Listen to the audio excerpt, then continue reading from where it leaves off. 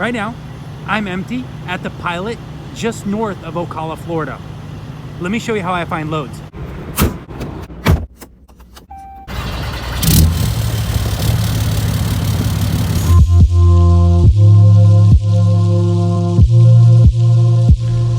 Alright guys, there's a chance that this might be a long, boring video. Now, I'm going to try to get through it really quickly, but I know these types of videos, which is just like screenshots and me doing a voiceover, not great. So I'm going to try to get through this really quickly. First and foremost, this is what the website will look like. It's going to be truckstop.com. That's where like 90-95% of all the loads, I kid you not, get posted. It is a terrible website to use. The mobile app is garbage, and so that's why I actually, just use it in the browser instead.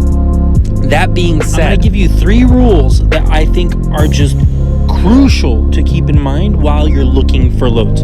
Number 1, know what you're worth. Don't haul cheap shit. Now, you don't have to be mean to the brokers because it's not their fault. However, that doesn't mean you have to take their loads.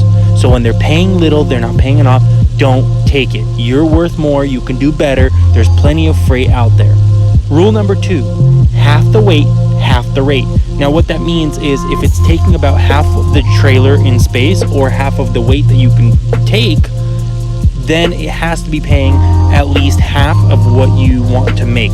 Now, I say half of what you want to make, but realistically, if something is 5,000 pounds and 16 or 18 feet long, that's exactly half my trailer, then I don't want to take it less than $1.50 a mile, unfortunately. So that's just the way it works. So, and rule number 3 is you get paid per mile.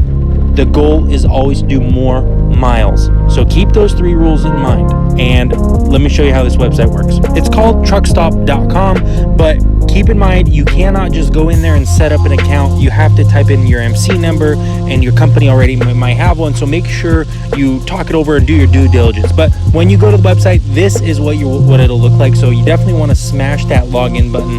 Now, I apologize for using pink, but still I use pink because it's really visible. So smash that login button. You want the Loadboard, and so they have a bunch of other services, but so hit the Loadboard button.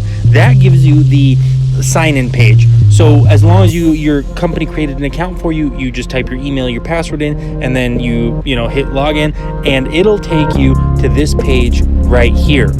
And this is like your main page where you open up your loads or your searches and whatnot. And so to open up a new search, you hit the new search in the top left-hand corner, and then it opens up this box where you fill it out. And the first thing you always want to do is you want to fill out your location. So you type in, I would type in Ocala, Florida in this instance, but you type in wherever you're located, zip code or something, and then you type in your radius. How wide of a search do you want to see? How many loads, how far away do you want loads to be popping up? And of course, you want to type in where you're going or where you want to go. If you don't want to go anywhere, you can absolutely leave this blank. But this is the important part. What kind of equipment do you want? And you can only select here 2. You can select a total of 3 options, but I say select only 2. Now, there's flat or step deck and Hotshot. Those are the only 2 options you want to select because they're really the only ones. You don't want like van freight or reefer freight. That doesn't apply to you. So flatbed, step deck, or Hotshot. Those are the 2 ones you want to select. And then the last thing you have to type in is what's your max weight. And even though I can scale 10,000 pounds, I like to do a little less, so I put 9,500. And then it just opens up the search and it gives you all of the results. So those yellow loads are loads that are new, and they're the ones that just came out, and so it's highlighting those for you. But when you first open it, it sorts it by age, your newest loads first, which makes sense. You want to see what's new, you don't want to see what's old because that gets deleted.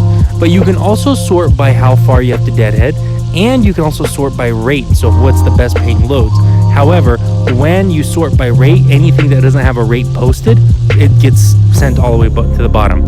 But if you recall, rule number 3, it was we get paid per mile, so you want to be able to do as many miles as possible. And that's why it's important to sometimes sort by loads that are going the furthest away. So let me give you an example of a load that I would be interested in. So if you look right here, the red load that's highlighted, I already clicked on it. It is the load going from Jacksonville, Florida to Bohemian, New York. Now, if you scroll down, it gives you dimensions or information that the broker does type in. And this is where I have an issue with this load a little bit. It requires a citizen driver. You got to pass the background check because it's military freight.